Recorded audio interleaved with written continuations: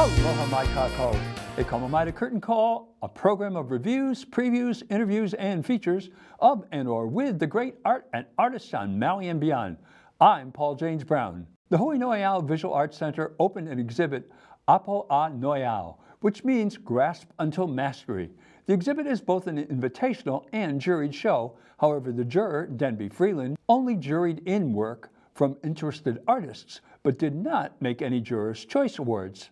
The prospectus for the work stated, quote, artwork must highlight, feature, or draw inspiration from a traditional Hawaiian handmade form, such as, but not limited to, LAUHALA, KAPA, woodworking, featherwork, ʻOhe, KAPALA, stone bone work, unquote.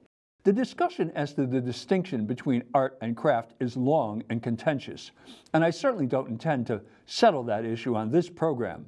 However, this show blurs the line even further with kapa pieces that are abstract and others that are meant purely to be perceived and for no other purpose. And finally, there is work that is functional and visually striking at once. I leave it to the viewer to determine the answer as to what one sees here as art or craft.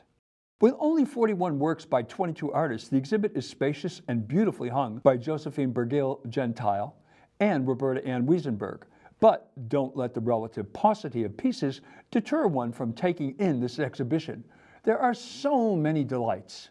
Firstly, the invited artists are among the most prominent in the state working in traditional Hawaiian handmade forms. They include Delani Tanahi, Gordon Umi Kai, Lisa Schattenberg-Raymond, Lance Genson Mahi LaPierre, DENBY FREELAND, Bo Jack Imua Ki, Leinani Meyer, Jean Sakatori, and Gail Kuba. Several of the works juried in are outstanding as well. Let's start off with a review of the invited artists. Delani Tanahi is an acknowledged kumu and master in kapa. This kapa, entitled Kai Malino Kai Ele, is a very large wall hanging with intricate symbols. When one contemplates how Ms. Tanahi was able to create such a work, it boggles the mind. Lisa Schattenberg-Raymond has two exceptional works in this show. Na Kino Lau Okane is about 4 feet long, and it is a complex design. Keala Pakela Ahina, Hina's Path of Escape, is about 7 feet. The colors are created through natural dyes from plants and flowers. It appears that Hina's, the moon's escape path, is a rainbow. Maui's own DENBY FREELAND has been on hiatus for a couple of years. It is wonderful to welcome her back. Her kapa work, No'o Thinking, is dyed with olena, koa, kukui, and pa'u, greets the viewers upon entering the gallery. She has one other work, Huilau, leaps off the wall with accordion-like folds. In an excellent video by Caleb Dunham of Noka Media, she explains this work is a complex slice of her life. Check out this video to see her walkthrough, and for Kumu Hula, Gordine Bailey's exceptional halau, hula, vehi vehi o le hua. Mr. Dunham's video captures the power, cultural paean, and dignity of Kumu Bailey's outstanding halau. Lance Jensen Mahi LaPierre's Ho'ola Ika'aina, Save the Land, is a wood, shell, basalt, and muslin work that is a powerful statement on our current ways and what we might do to husband the aina to prevent the coming catastrophe. This lei is made of pheasant feathers by Leonani Meyer.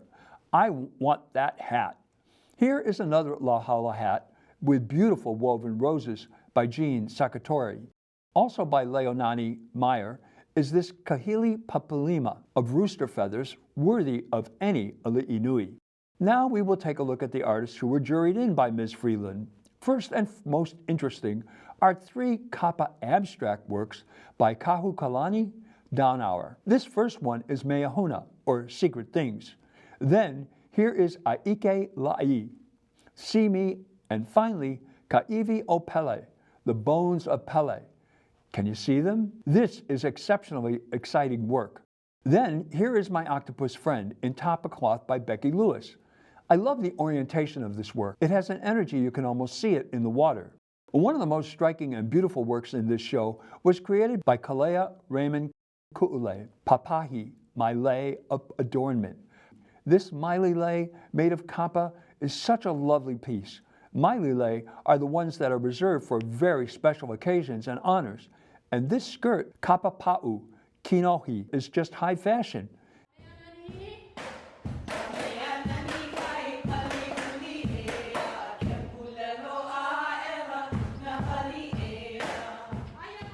It is a stunning piece that is perfectly placed in the center of the gallery. It wouldn't be a Maui art exhibit without Maui's artistic chameleon, Judy Biscard. She has given us this work she calls layered patterns, and she tells us this is a mixed media. Okay, I for one would love to know what the media is, because these patterns in the background are subtle. Then we see these bold, almost out of focus borders, and then we drop down to these patterns where there are some symbols that look anthropomorphic. Stella Newman submitted these decorated ipu. Ipu pa'akai is the larger of the two, and ipu vai, the smaller, features ornate markings. Then there were some more traditional works that are clearly inspired by these traditions. Here is Sherry Attick's intricately detailed intaglio monoprint Le Po'o. Another monoprint, this one by Husa Adams, is called Leaning into the Weave.